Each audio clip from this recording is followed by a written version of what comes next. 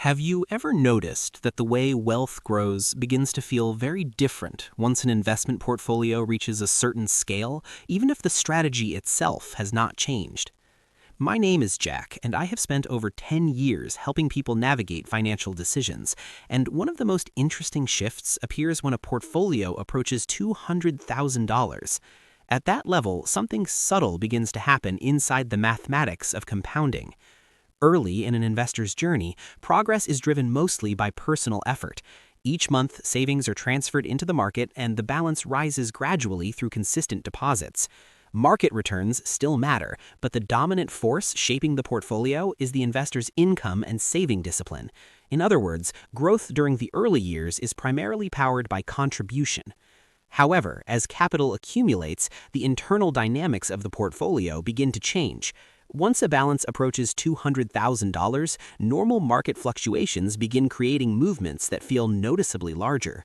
A modest annual return of 7%, for example, represents roughly $14,000 of growth on a $200,000 portfolio. For many investors, this number begins to approach or even exceed the amount they are able to contribute during an entire year. This is where the mathematical structure of compounding becomes more visible. The portfolio slowly transitions from something that grows mainly through deposits into something that grows increasingly through its own internal momentum. Contributions still matter, but they are no longer the only engine driving the system forward. Behavioral economists often observe that this stage changes how investors think about time. When portfolios are small, progress can feel slow because every dollar of growth requires direct effort.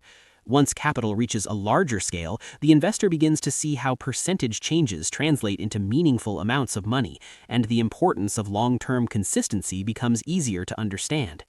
History shows that this same principle shapes financial systems at every level.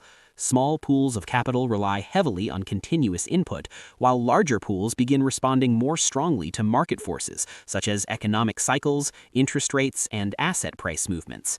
Individual investors experience a smaller version of this exact transition as their portfolios expand. What makes the $200,000 level interesting is not that it guarantees any particular outcome, but that it often marks the point where compounding begins to feel real rather than theoretical. Investors begin to notice that the market itself can move their portfolio by thousands of dollars in relatively ordinary conditions. This realization frequently leads to a shift in perspective. Instead of focusing only on how much money can be added each month, attention gradually turns toward how the portfolio is structured and how it will behave across long stretches of time. In that sense, $200,000 does not transform an investor's strategy overnight. What it changes is the visibility of the mathematical system that was always present. Compounding stops feeling like an abstract concept and starts appearing as a measurable force quietly shaping the trajectory of wealth over decades.